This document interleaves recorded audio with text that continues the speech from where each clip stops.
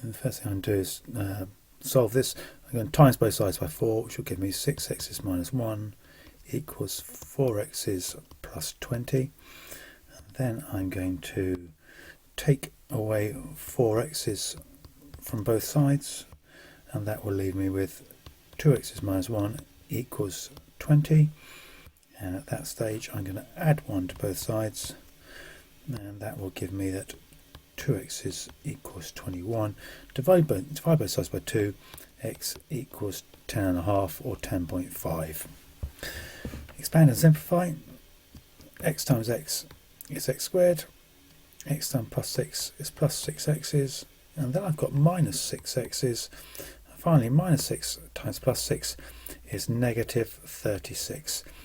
Plus 6x and minus 6x will cancel out, and that will leave me with x squared minus 36. Factorise and solve. So this means I need to put it into brackets. I'm towards the end of the paper, so it's quadratic, something like that.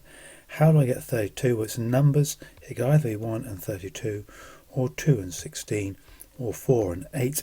And given that I want minus 4x, it's pretty obviously going to be 4 and 8. To get minus 32, one's got to be plus, one's got to be minus.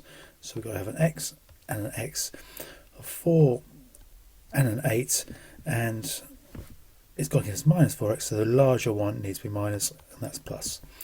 And then we've got either x plus 4 equals 0, or x minus 8 equals 0, and then solve that equation.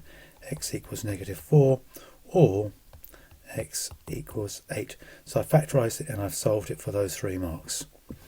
Finally, for 2 marks, I need to rearrange this to make r the subject. I always write it down the other way first. So we've got 4 pi r squared equals s. I like starting with the one which wants to be the subject on the left hand side. First thing I'm going to do is divide both sides by 4 pi. Divide by 4 pi, and that can be that r squared equals s over 4 pi. And I don't want r, I want r squared, I want r. So I need to get rid of the squared sign, so I need to square root both sides. R equals the square root of s over 4 pi. And that's question 13 done.